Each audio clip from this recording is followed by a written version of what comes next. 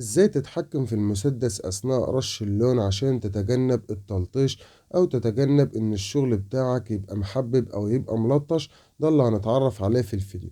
اول حاجة يا جماعة، بسم الله الرحمن الرحيم، احنا يا جماعة اللي احنا بنشتغل فيه ده شغل اسطوري يا جماعة. المسدس اللي مستخدم يا جماعة في رش اللون، المسدس اللي بتبقى كوبايته لفوق، مسدس رش اللون. ما تشتغلش بمسدس كوباية بتاعته بتبقى لتحت، ما ينفعش في رش اللون. بتطلع في رش اللون، اول حاجة بتبدأ بيها ان انت بتقفل الهواء بتاع المسدس زي ما انت شايف كده، وتقرب ايدك من الشغل وبتطلع تدخن. لو في حشاوة هتدخنها، لو في حليات بتحرق جنب الحليات. الغرض من التحريق ده يا جماعة اللي هو بيخلي الشغل باين ان هو متضلل، ما يبقاش باين ان الشغل بتاعك كله مية واحدة، لا يبقى باين ان الحشوة اللي جوه دي باين ان هي طبلون، باين ان هو فاتح من النص ومتضلل متضلل من على الجناب زي ما انتوا شايفين كده يا جماعة. طبعا في التحريق ده انت ما ينفعش تفتح الهواء بتاع المسدس زيادة عن اللزوم، هيلطع منك في الشغل وهيلطش معاك في الشغل وهيبقى باين ان هو باين ان هو محظظ. لا، حلاوة التحريق ده يا جماعة ان هو يبقى باين ان هو متسحب كده، ما يبقاش باين ان هو واقف كده او لاطع في الشغل.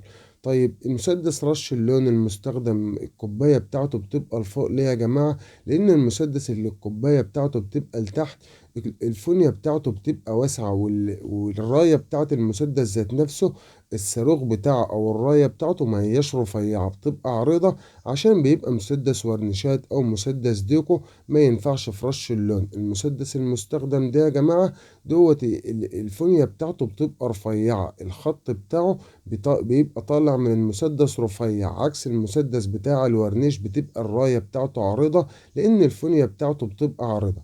بعد ما بتخلص تحريق بتبتدي ان انت بتفتح بقى الهواء بتاع المسدس. انت كنت قافل الهواء بتاع المسدس، انت الوقت بتفتح الهواء بتاع المسدس وبتطلع بتسيح كده وش لون في وش لون لحد لما تجيب الدرجة اللي انت محتاجها.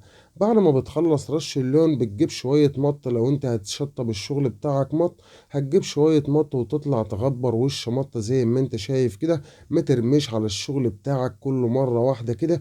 الشغل لو رميت عليه مرة واحدة على اللون هيبتدي ان هو يحبب كده او ينمل، ده بيبقى نتيجة ان انت ما غبرتوش اول. انت بتغبر كده وش، وبعد ما بيجف 5 دقايق كده بتبتدي ان انت بترمي عليه بوش سايح تاني كده. الشغل بتاعك عمره ما ينمل او عمره عمره ما يلطش. فانا الشغل بعد ما بيخلص يا جماعة، ديت مرحلة اللون، ديت مش المرحلة النهائية. المرحلة النهائية لسه هنشطبها هنشطبها بعدين. لو حابب تكمل المراحل بتاعة التأسيس أو المراحل اللي هي قبل مرحلة التشطيب، الفيديو ده مخصص ازاي ان انا اعرفك في رش اللون ان الشغل بتاعك ما يبقاش ملطش. لو حابب تكمل المراحل التانية بتاعة التأسيس او التشطيب، انا هسيب لك الرابط في الوصف اسفل الفيديو. بعد ما بتخلص رش اللون بتخش في مرحلة البتينة. طبعا يا جماعة الشغل دوت متبتن، احنا عاملين الفيديو ده يا جماعة من البداية للنهاية، اللي هو بداية التشطيب من بداية رش اللون. بس أنا الموضوع الفيديو بتاع النهاردة يا جماعة ازاي ان انت تتحكم في الرش، او ازاي ان انت تخوي الشغل بتاعك. فانت هتقفل الشغل بتاعك زي ما انت شايف كده، وهتطلع تجيب المرحلة بتاعة رش اللون دي، مش بتجيب الدرجة النهائية، وبتثبت الشغل بتاعك. لو بتبتن بتبتنه، بس بترجع تقفل الشغل بتاعك زي ما انت شايف كده. وده موضوع الفيديو بتاع النهاردة، ان انت هتقفل الشغل بتاعك بالطريقة اللي انت شايفها دي كده. الشغل بتاعك عمره ما هيبقى حتة فاتحة او هيبقى حتة غامقة ولا هيبقى حتة ملطشة، لان انت شغال بطريقة مظبوطة كده. الشغل بتاعك هيبقى مية واحدة، مش هيبان ان هو حتة فاتحة او حتة غامقة.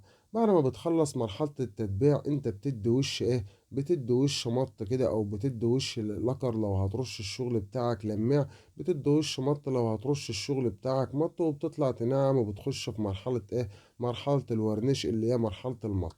انا بشطب القلب بتاع الشغل، بشطبه مع الوش، وبشطب الشغل بتاعي على الواقف، لان في ناس كتير بتشتكي وبتقول انت بترش الشغل بتاعك على الواقف. والله انا بشتغل بالطريقة اللي تريحني، وانت تشتغل بالطريقة اللي تريحك.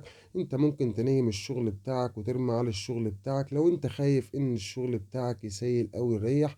اهم حاجة ان النتيجة تبقى في النهاية زي ما انت شايف كده. دي يا جماعة ورنيش مط، وانا بضيف عليه لميع. لو انت حابب تعرف الطريقة ده يبقى موضوع الفيديو القادم ان شاء الله. لو عجبك الفيديو ممكن تضغط لايك، ولو اول مرة تتابعني ممكن تفعل زر الجرس عشان يوصلك كل جديد. وشكرا.